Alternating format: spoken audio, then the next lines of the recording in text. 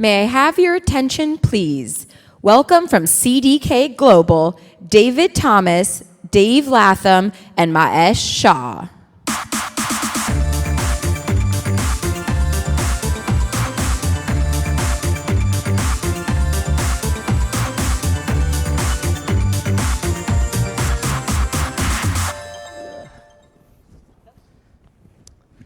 Good morning. Thank you all for coming. I'm Dave Thomas, Director of Content at CDK Global. And before we get things started, I want to give you a quick explanation of who we are and why we're here. CDK Global is one of the largest software suppliers in the automotive retail industry. That means we work with car dealerships. And while traditional car dealerships may seem antiquated in the land of Tesla, I can assure you the industry is thriving despite the disruptors at the gate. 94% of car buyers are still visiting dealerships, and another 5% take delivery at the dealer, with only 1% buying completely online today. The dealership network is also a major driver of the US economy and jobs, with wage growth far outpacing the 5% national average. CDK products are in over half of all dealerships in the country, and over $500 billion is transacted through our systems every year. That's 2.6% of the GDP. So despite all these impressive numbers, we're still always looking to improve, and acquisitions are part of that strategy. So today, I'd like to introduce Mahesh Shah, our Chief Product and Technology Officer, as well as Dave Latham, the Vice President of Product at CDK Roadster, which we acquired last year. So Mahesh, why don't you get us started? Tell us why CDK acquired Roadster. Well, look, we had recognized that the nature of car buying was changing, and we had tried our hand in it. We at CDK have all the systems that operate within a dealership, everything from CRM to service, the ERP, and we did not have a strong capability in e-commerce. And we had tried our hand at it, and we recognized that we needed some help. What happened was we bumped into Roadster several times on deals, and we really thought that not only did we need to get a capability, but we needed the right company to help us with that. And throughout the course of bumping into each other on deals and working together on a couple of deals, it became clear to us that Roadster was going to be a great fit for us. Great. And Dave, coming from the product side of the startup, what was your kind of thinking of this happening? Did you have any hesitations? What was going through your mind? Yeah, of course. I mean, I think being a product leader at a startup company in the space, you're constantly trying to hire the best possible people you can and empower them to go and innovate with velocity and iterate. So when you build a team like that, and they have some proven success in the space, they learn to move quickly, they learn to wear a lot of hats, and then you put them into a much larger organization that may not move as quickly as they're used to, and really an organization where you're going to be full of specialists, right? Not people who are wearing lots of hats, but now you are doing this specific task within a larger organization. You fear that they lose some of that ability to innovate, move fast, make decisions, and be empowered, obviously. And Mahesh, on your side, you have to make sure none of that happens. How do you do that?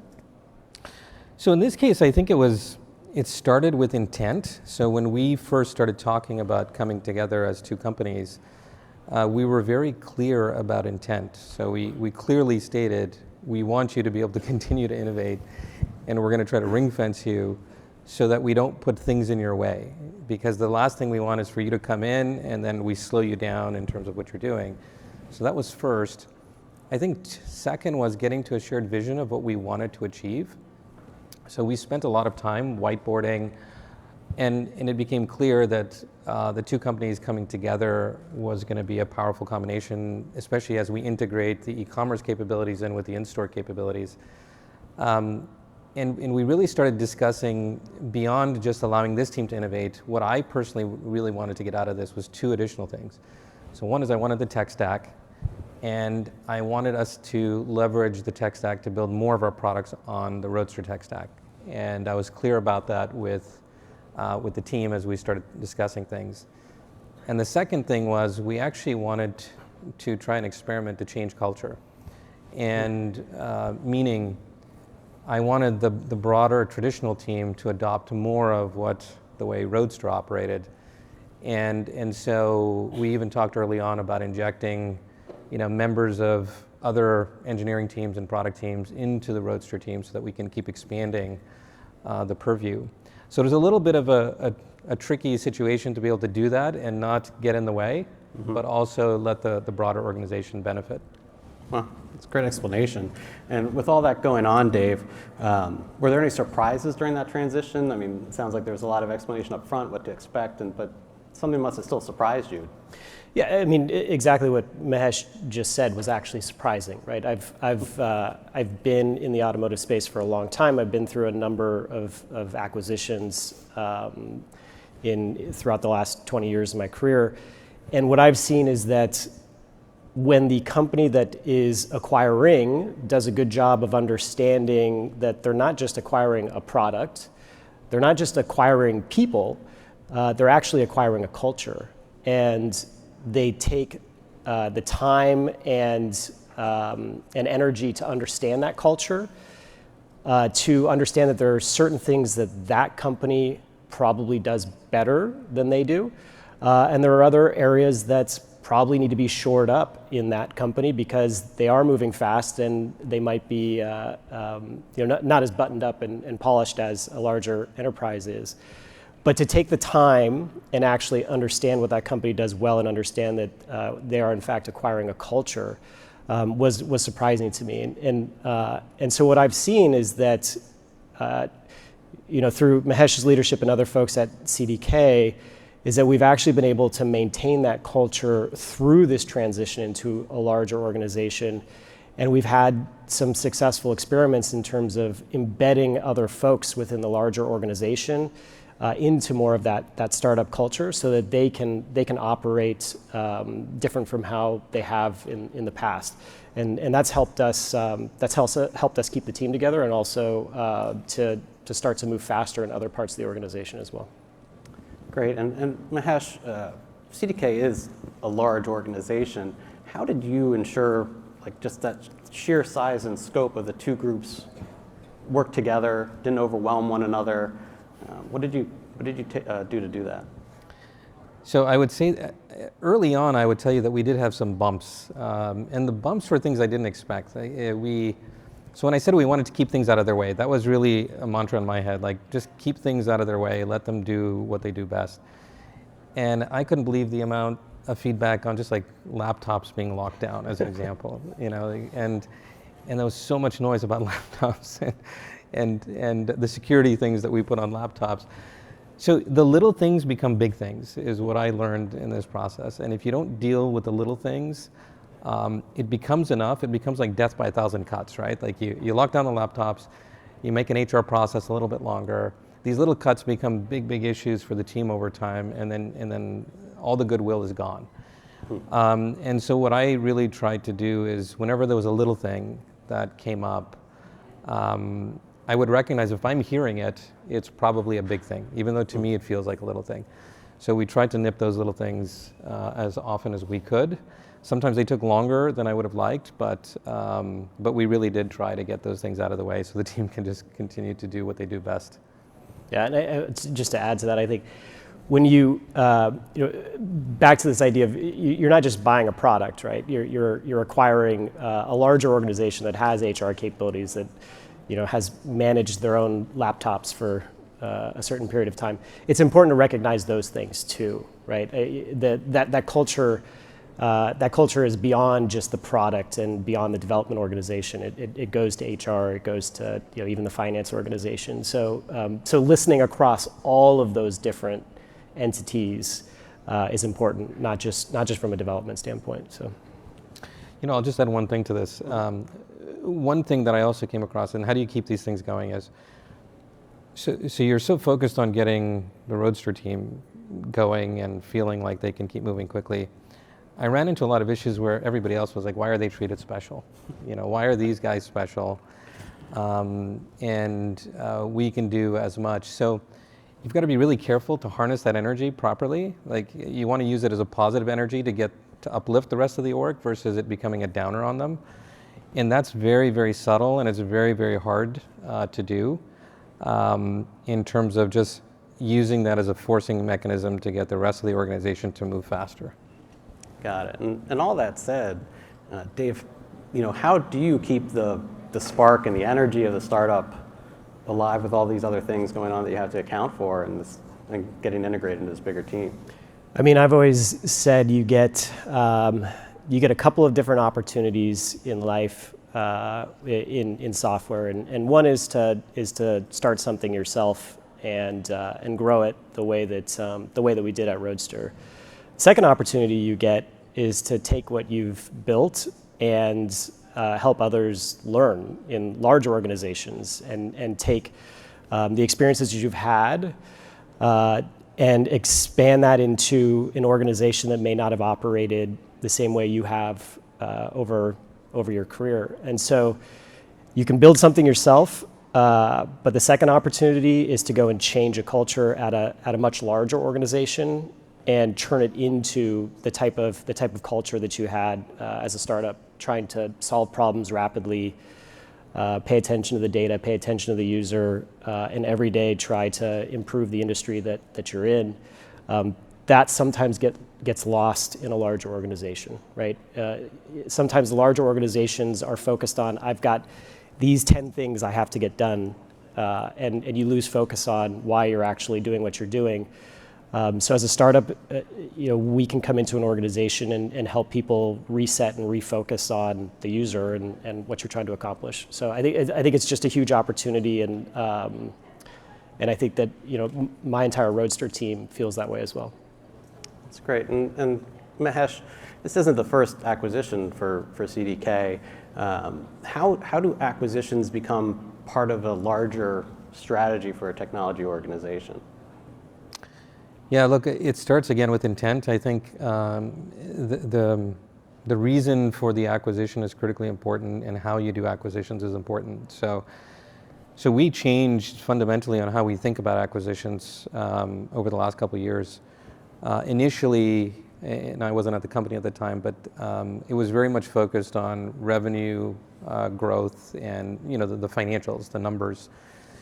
And it shifted, and we started focusing a lot more. We actually created kind of a matrix of things that we look at. We pay attention to the culture, we pay attention to the product and the tech. The tech was critically important, because if it was something that we could use to expand, we have a large portfolio of products, and we wanted to use it as a means to even disrupt other parts of our portfolio when required. So tech became probably the top, or maybe the second most important thing in regards to how we think about acquisitions. And we acquired 4 or 5 companies in the last couple of years to help us with these ambitions. And tech was probably one of the biggest reasons for it, or helping us expand our portfolio. We are definitely going to continue. We've slowed down a little bit. We had a little bit of a change, and we went private recently. We were a public company up until July, and we went private recently. And it takes a little while for the organization to resettle. But we're absolutely going to continue down the road as we think about, how do we continue to evolve the experience. And in our industry, the industry is just changing dramatically. It's an industry that was kind of slow to change maybe a decade ago, and now is rapidly catching up, because you think about EV, you think about autonomous, it's all impacting everything that we do, and it's requiring a lot of change and requiring us to really think ahead in large part on where we think the market is going. Yeah, that's a good point. I kind of alluded to it at the beginning, that when you come to a conference like this, the car dealership might just not sound like that advanced or focused on technology. But Dave, I mean, you've been in the world for a long time. How do dealers look at technology software like CDK's?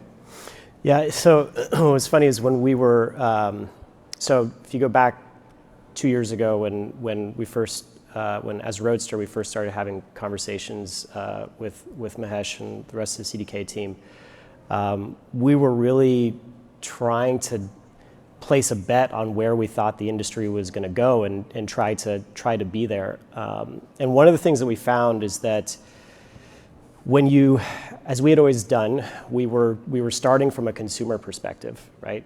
We're consumers. We wanted to go and solve our problem. Buying a car is difficult.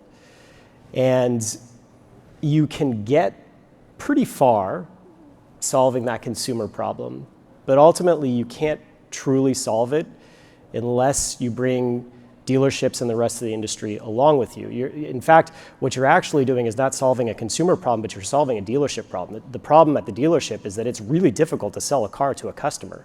It's really difficult if they're not sitting in front of you at the dealership.